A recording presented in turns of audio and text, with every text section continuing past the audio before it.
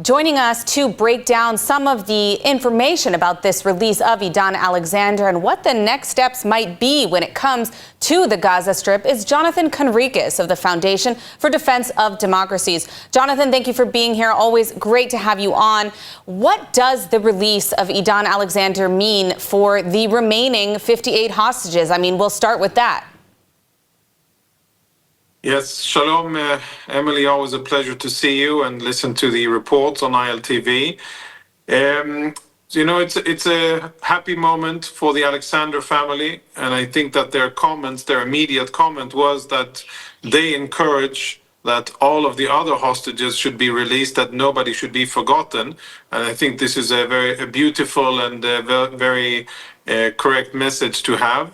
58 hostages remain. We assume that 22, 23 are alive, but I cannot really say that it's looking good for the other hostages. I think we're coming close to this fork in the road where the state of Israel has to make a kind of Solomon's choice, modern day Solomon's choice at the national level, whether to agree to external pressure and to Hamas demands and basically make a deal that will end the war and get the hostages back, perhaps all of them, or continue to pursue the war and try to defeat Hamas and also trying to get the hostages back, but prioritizing defeating Hamas. And I think that the visit of President Trump is really speeding up events and forcing Israel to make a decision very soon. Now, of course, one of the complicating factors of ending the war isn't just ending the actual fighting on the ground, but there also is discussion of releasing convicted terrorists, convicted prisoners, in some cases serving life sentences who have already been released. Is this a situation that Israel could be hypothetically prepared militarily to deal with, the release or mass release even of prisoners in exchange for the remaining 58 hostages? Well, Emily, we've seen that, Israel has paid an exorbitant price to release the 144 hostages that already have been released from Hamas captivity. Hundreds, more than that, thousands even, of Palestinian terrorists from Israeli prisons were released. And we know from information from the IDF and from Shabak, the ISA, Israeli Security Agency, that at least half of them have returned to terror activity. Some of them have already been apprehended again, and quite a few have already been killed on the battlefield after engaging in combat activities against the IDF or against Israeli targets. So I think it's pretty clear where that goes. I think the bigger picture really is for the state of Israel. Are we going to pursue and actually defeat Hamas, or are we going to admit a tie, or dare I say, even a defeat? In my mind, if we do not defeat Hamas, if the October 7 attack against Israel ends while Hamas is still in power in Gaza, you cannot dress that as a victory, especially not after the politically elected leaders in Israel have repeatedly said that this will go on until a complete victory of Hamas. And then the last point, big picture, southern Israel will not be safe, and Israelis will not be safe as long as Hamas exists. And I think we should be frank about it. It's only a matter of time before they will replenish their capabilities. They will end the so-called Hudna, Arabic word for ceasefire, and attack again. This is their nature. That is their ultimate goal. And I don't think that we should be misleading ourselves with any thought that now Hamas will take a different strategic path. Now, was the fact that this deal was negotiated outside of Israel problematic? I mean, what pressures is Israel facing, or could Israel be facing as a result?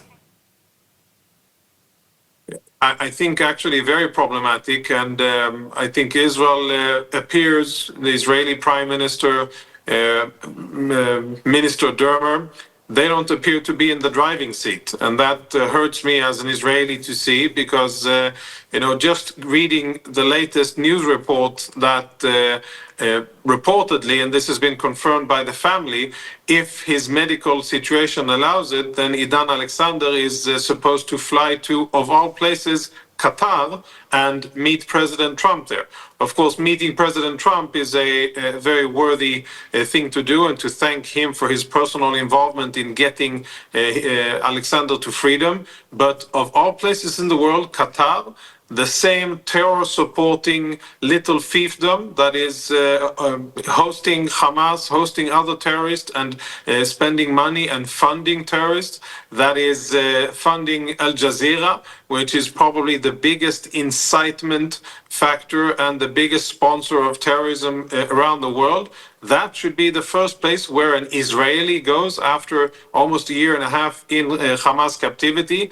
It doesn't make sense, and it doesn't look good at all in terms of how Israel is affecting events with regards to its own future.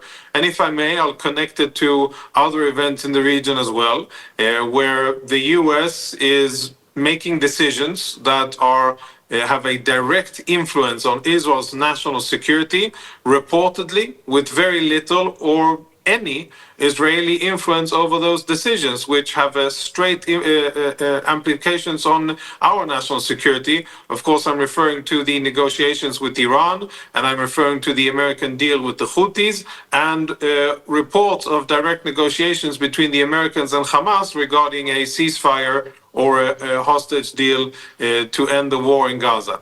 These are not good developments. That isn't how allies are supposed to be operating together. I think it's absolutely crucial for both countries, for Israel and the US, even though Israel is the smaller one and US is the superpower. I think it's very important that allies coordinate and that there is an appearance of coordination between two partners. Otherwise, that's not a good sign for the future. Our enemies will see that, so will our allies, and by the way, so will other future potential American allies see that and understand that, well, when push comes to shove and when there's money time, the US goes ahead and does deals on its own without referring to the interests of its partner. So I'm concerned. I still have faith in the American administration, in President Trump, and in his team. But the recent developments are not positive. Of course, I'm happy that an Israeli has been brought home from captivity. That's a tremendous achievement. But big picture strategically, this isn't how we're supposed to be looking. All right. Well, unfortunately, we are out of time, but I want to thank you for your insights today, Jonathan Conricus. Thank you, Emily.